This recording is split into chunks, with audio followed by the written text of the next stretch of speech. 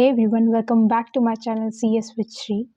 ये वीडियो उन स्टूडेंट्स के लिए डेडिकेटेड है जिनका दिसंबर 2025 में एग्ज़ाम नहीं हो पाया है, जो कि फेल हो चुके हैं। So listen to me carefully, you don't have to give up. तुमने एग्ज़ाम दी है अपनी, तुम्हारा सिलेबस कंप्लीट हो चुका है, तुमने एक बार एग्ज़ाम भी दे चुके हो, बट तुम्हें उसका रिज़ल्ट पॉजिटिव नहीं आया है। इसका मतलब ये नहीं है कि तुम लोग गिव अप कर दोगे। इस वीडियो में मैं तुम्हें अभी 3 मंथ्स बाकी है जून अटेम्प्ट को, अभी भी तुम कर सकते हो, ठीक है। इस वीडियो में मैं ये बताऊंगी, एक प्लान बताऊंगी तुम्हें कि ये 3 मंथ्स को कैसे तुम यूटिलाइज कर सकते हो और अपने जून 2026 अटेम्प्ट में अच्छे से क्लियर हो सकते हो, अच्छे मार्क्स से क्लियर हो सकते हो, ठीक है। अभी तुम्हारे पास 3 मंथ्स है, इस 3 मंथ्स को अच्छे से यूटिलाइज करो।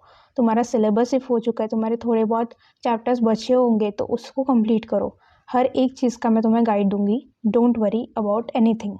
मैं तुम्हारे साथ वो प्लान शेयर करूंगी जो मैं खुद पर्सनली करती थी अपने ग्रुप 1 की स्टडीज़ के टाइम और ग्रुप 2 की स्टडीज़ के टाइम भी, ठीक है।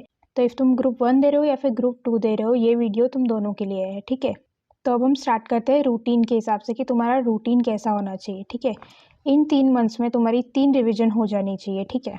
बट जो तुमने चैप्टर स्किप किए थे लास्ट अटेम्प्ट में अपने, वो तुम्हें 15 मार्च तक, आज की डेट 1 है, तुम्हें 15 मार्च तक वो चैप्टर्स कंप्लीट करने हैं, ठीक है। 1 मार्च टू 15 मार्च, ये 1 मार्च टू 15 मार्च, ये 15 दिन तुम्हें सिर्फ अपने सिलेबस कंप्लीशन पे फोकस करना है, ठीक है। सिलेबस तो मेरा कंप्लीट हो गया। नेक्स्ट 16 मार्च से लेके 15 अप्रैल तक तुम्हारी फर्स्ट रिवीजन होगी, ठीक है। तुम्हें फर्स्ट रिवीजन करना है अपनी। इन 3 मंथ्स में तुम्हारी 3 रिवीजन हो जाएंगी, ठीक है। जैसे मैं बता रही हूँ वैसे ध्यान दो, ओके। फर्स्ट तुम्हें लेक्चर्स कंप्लीट करने हैं 15 मार्च तक। नेक्स्ट 16 मार्च से 15 अप्रैल तक तुम्हारी फर्स्ट रिवीजन होगी, ठीक है। जितना भी तुम्हारा बचा कुचा सिलेबस था वो कंप्लीट करने के बाद तुम्हें अपनी नोट्स, मॉड्यूल और स्कैनर, ये 3 ही चीज़ रखनी है अपने पास ड्यूरिंग योर रिवीजन। और तुम नोट्स में जो तुम्हारे हैंड रिटन है एंड जो भी फैकल्टी से तुमने लिए है उनके नोट्स, ठीक है। नोट्स, मॉड्यूल तुम्हारी रीड होनी चाहिए एटलीस्ट 2 टाइम्स, ठीक है। एक टाइम हो रही है तो बहुत अच्छी बात है, बट सेकेंड टाइम हो रही है तो बहुत ही अच्छी बात है, ठीक है। तो मॉड्यूल स्किप नहीं करना, module is very important for your exam. Module के अंदर से भी क्वेश्चंस आते हैं, मॉड्यूल में जो तुम ब्लैक बॉक्सेस देखोगे बहुत सारे, उसमें से भी डायरेक्ट क्वेश्चंस आते हैं। केस लॉज मॉड्यूल में बहुत सारे दिए हुए हैं नए नए, उससे भी क्वेश्चंस आते हैं डायरेक्टली, ठीक है। तो तुम वो बिल्कुल भी स्किप मत करो, ठीक है। और प्लस स्कैनर में तुम्हें रिपीटेड क्वेश्चंस मिलेंगे जो आते रहते हैं एग्जाम में, उस चीज़ को तुम टिक कर सकते हो, अच्छे से एनालाइज कर सकते हो, मार्क करके रख सकते हो कि ये बहुत रिपीटेडली क्वेश्चन पूछा है इंस्टीट्यूट ने, उस हिसाब से तुम पढ़ सकते हो, ठीक है। अब इफ़ तुम ग्रुप 1 दे रहे हो तो तुम्हारे पास 4 सब्जेक्ट है। एक दिन में तुम 4 सब्जेक्ट्स को इस तरीके से डिवाइड करो कि तुम्हारे एक दिन में 4 सब्जेक्ट्स हो जाने चाहिए रिवाइज करके, ठीक है। अब मैं मेरा बताती हूँ कि मैं कैसे करती थी, ठीक है। तो मैं चारों सब्जेक्ट एक ही दिन में कंप्लीट करती थी, ठीक है। ऐसा नहीं कि 2 सब्जेक्ट एक दिन में करना है फिर एक दिन में 2 सब्जेक्ट करना है, नहीं। मैं चारों के चारों एक ही दिन में रिवाइज करती थी और एक ही दिन में पढ़ती थी, ठीक है। तो स्टार्ट करती थी मैं JIGL से, ठीक है। मॉर्निंग में 8 to 10:30, लाइक 2.5 आवर्स का एक सेशन रहता था मेरा एक सब्जेक्ट का, ठीक है। तो 8 to 10:30 मैं JIGL करती थी। नेक्स्ट 15 मिनट्स का ब्रेक, उसके बाद 10:45 to 12:15 कंपनी लॉ करती थी, ठीक है। उसके बाद लंच के बाद, लंच हाफ एन आवर का रहता था मेरा। उसके बाद 1 PM से लेके 4 PM तक मैं CA FM करती थी। लंच के बाद बहुत लोगों का ऐसा होता है कि उन्हें नींद आती है या फिर करने का कुछ मन नहीं करता है, और मोस्टली थ्योरी सब्जेक्ट करने का तो बिल्कुल मन नहीं करता है, तो मैं CA FM करती थी उस टाइम पर, ठीक है। CA FM कंपेरेटिवली बाकी थ्योरी सब्जेक्ट से मैं ज़्यादा देर पढ़ती थी क्योंकि उसमें प्रैक्टिकल सम सॉल्व करने होते थे, थ्योरी भी होती थी, तो उसको मैं ज़्यादा टाइम देती थी कि 1 PM to 4 PM, ठीक है। उसके बाद मैं 1 घंटे का ब्रेक लेती थी शाम में। तुम ले सकते हो या फिर तुम नहीं भी ले सकते हो, इफ़ तुम्हारा होता है तो। 1 घंटे का तुम, हम लोग लाइब्रेरी में होते थे, हम वॉक वगैरह कर लेते थे, ठीक है। तो उसके बाद 5 to 7:30 तुम SBILL कर सकते हो, जैसे कि मैं भी SBILL ही करती थी, ओके। ये अगर तुम रूटीन मेंटेन करते हो तो तुम्हारी 12 आवर्स की स्टडी टोटल कंप्लीट हो जाती है पूरे दिन में। तुम्हारा 7:30 तक या फिर तुम 8 बजे तक भी पढ़ो, 7:30 या फिर 8 बजे तक तुम भी उसको एक्सटेंड कर सकते हो SBILL को अपने, इफ़ तुम्हारा नहीं हो रहा है तो। SBILL की जगह तुम कंपनी लॉ ले सकते हो। मैं स्टार्ट JIGL से इसलिए करती थी क्योंकि JIGL बहुत थेरी बेस्ड, बहुत ही लॉ बेस्ड टॉपिक्स उसमें थे, इसलिए मैं स्टार्ट JIGL से कर लेती थी ताकि ईजी रहे, मुझे मॉर्निंग में स्टडी अच्छी होती है इसलिए, ठीक है। तो तुम अपने अकॉर्डिंग थ्योरी सब्जेक्ट्स, अपने अकॉर्डिंग कोई भी सब्जेक्ट, इफ़ तुम्हें CAFM पहले करना है, फिर CAFM तुम्हें रात में करना है, तो वो भी तुम अपने अकॉर्डिंगली सेट कर सकते हो। ये रूटीन तुम्हें फॉलो करना है फर्स्ट मंथ में, विच इज़ 15 मार्च से लेके 15 अप्रैल तक, ठीक है। उस एक महीने में तुम्हें फर्स्ट रिवीजन अपनी कंप्लीट कर देनी है पूरे सब्जेक्ट्स की, ठीक है। चारों सब्जेक्ट की एक रिवीजन, तुम्हें डिटेल्ड रिवीजन कंप्लीट कर देनी है, ठीक है। नेक्स्ट आता है 16 अप्रैल टू 15 मई। इसमें तुम्हारा रूटीन तो सेम ही रहेगा, लाइक ये भी 1 मंथ है, जो लास्ट मंथ तुम्हारा रूटीन था लाइक 8 to 12, या फिर कोई भी तुम अकॉर्डिंग तुम्हारे हिसाब से तुम चूज़ कर सकते हो। इफ़ तुम मॉर्निंग पर्सन हो तो मॉर्निंग, इफ़ तुम नाइट पर्सन हो तो नाइट, कैसे भी, ठीक है।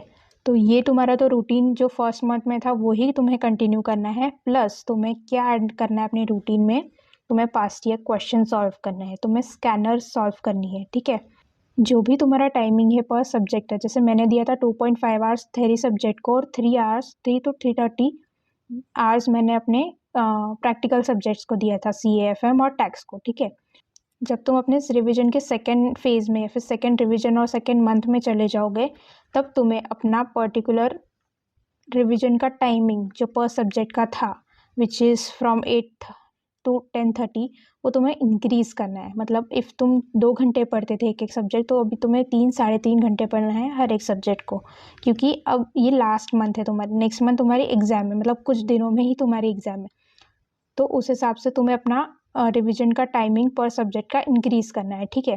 तुम्हें सेल्फ स्टडी से नहीं हो रहा है, तुम्हारी राइटिंग प्रैक्टिस उतनी नहीं हो रही है, तुम्हें आंसर कैसे लिखना है, अपना चेकिंग कैसे होती है वो जानना है, तो तुम टेस्ट सीरीज ज्वाइन कर सकते हो, ठीक है। सेल्फ एनालिसिस करना कि कौन से क्वेश्चंस रिपीटेड आते हैं, ये मंथ में तुम्हें उस पर ज़्यादा फोकस करना है कि कौन से क्वेश्चंस रिपीटेडली इंस्टीट्यूट पूछता है, ठीक है। फर्स्ट मंथ में तो तुम अपनी डिटेल रिवीजन करोगे, ठीक है, हर चीज़ तुम पढ़ोगे, बट सेकेंड मंथ में पूरे सिलेबस का 20% ऐसा पार्ट है जो इंस्टीट्यूट रिपीटेडली पूछता है, उसी से ही ज़्यादा मार्क्स का इंस्टीट्यूट पूछता है हर एक सब्जेक्ट में। तो तुम्हें ये एनालिसिस करते आना चाहिए कि कौन से चैप्टर्स इंपॉर्टेंट है, कौन से चैप्टर्स के टॉपिक्स इंपॉर्टेंट है जो इंस्टीट्यूट रिपीटेडली पूछता है। तो लास्ट 2 मंथ्स में तुम्हारा ये टारगेट रहना चाहिए कि मैं वो कंसेप्ट रिपीटेडली पढूं और रिपीटेडली उसको राइटिंग प्रैक्टिस करूं, या फिर उसके क्वेश्चन सॉल्व करके देखूं। इफ़ टैक्स है, CAFM है, या फिर थ्योरी सब्जेक्ट्स है, तो मैं उसकी राइटिंग प्रैक्टिस करूं, प्रॉब्लम सॉल्व करके देखूं, देख कर, बिना देख कर। और तुम टेस्ट सीरीज तो ज्वाइन कर ही सकते हो। अब आती है थर्ड रिवीजन की बारी, which is from 16 May to 29 May, ठीक है। 1 जून से तुम्हारी एग्जाम रहेगी, तो 30 में एंड 31 में, ये 2 दिन तो तुम फर्स्ट पेपर की प्रिपरेशन करोगे, ठीक है। तो तुम्हें ये टारगेट रखना है कि 16 मई टू 29 मई, ठीक है, 2 वीक्स रहते हैं, 14 डेज तुम्हें मिलेंगे, ठीक है। अब 14 डेज को 7 डेज में इफ तुम डिवाइड करोगे, तो 7 डेज में तुम 2 सब्जेक्ट रिवाइज कर लो, एंड बाकी के 7 डेज में तुम 2 सब्जेक्ट रिवाइज कर लो, ठीक है। 30-31 को सिर्फ तुम्हें फर्स्ट पेपर की ही प्रिपरेशन करनी है, ओके। 29 तक तुम्हारी सारी रिविजन हो जाएगी।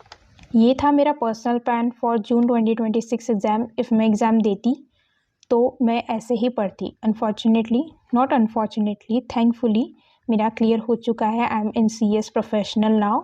तो मेरी एग्ज़ाम डायरेक्टली दिसंबर 26 में रहेगी।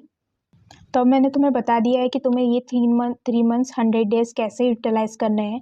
बहुत केयरफुली, बहुत स्मार्ट वर्क के हिसाब से करो और इजी वे में करो तो हो जाएगा। तुम हार्ड वर्क करोगे बट तुम स्मार्ट वर्क करोगे ही नहीं, तुम वही चीज़ करोगे। बट जो स्मार्ट वर्क बच्चा करता है ना, उससे ज़्यादा बेनिफिट मिलता है, ठीक है। तुम ये देखो कि मैं जो पढ़ रही हूँ या फिर मैं पढ़ रहा हूँ, वो पेपर में कितना पूछ रहा है इंस्टीट्यूट, उसकी कितनी वैल्यू रख रहा है इंस्टीट्यूट, तो उस टॉपिक को ज़्यादा वैल्यू दो, नहीं तो मत दो, ठीक है। तुमने पढ़ लिया है, तुम्हारे नॉलेज के लिए वो सही है, बट एग्जाम में वो पूछना भी चाहिए।